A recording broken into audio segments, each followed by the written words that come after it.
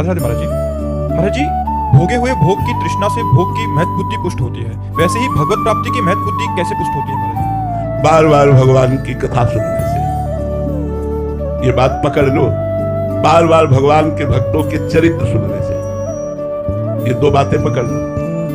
जब हम बार बार भगवान की चर्चा सुनते हैं तो हमारी आसक्ति होने लगती है भगवान में। जब बार बार भक्तों के चरित्र सुनते हैं तो भगवान में, भगवान की चर्चा सुनने से जो आसक्ति होती है उससे बढ़कर भगवान में आसक्ति होती है भक्तों के चरित्र सुनने से। इसलिए दो बातें, भक्त चरित्र और भगवान चरित्र, ये नशा बना लिया जाए तो भगवान में आसक्ति पैदा हो जाए।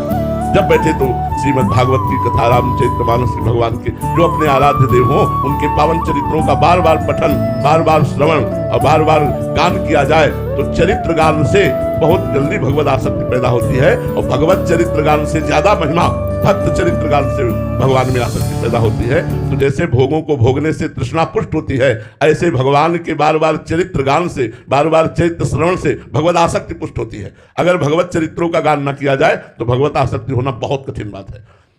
इतना कठिन मोह का त्याग करना है कि अन्य साधनों से ये पुष्ट होता रहता है। भगवान की कथा मात्र में इतनी ताकत है कि मोह का नाश कर देगी। महामोह महिषेश विशाला, राम कथा कालिका कराला। ये विशाल महिषासुर है मोह, इसको मारने के लिए राम कथा जो है ये कालिका कराल स्वरूप है। इसलिए भगवान की कथा जब हम गान करते हैं, श्रवण करते हैं तो हमारे मोह का नाश हो जाता है। और मोह गए बिनु राम पद होई न दृढ़ अनुराग। राम कथा, भगवान की कथा, कृष्ण कथा, भक्त कथा, ये हमें भगवत आसक्ति प्रदान करती है। इसलिए जिसको ये रहस्य पता चल गया वो अपने जीवन में दो बातें पकड़ लेता है, एक तो भगवान का नाम और दूसरा भगवान और भक्तों के चरित्र सुनना। बस इतने से हो जाएगा। दो बातें पकड़ ले, इसी में प्रेम हो जाएगा।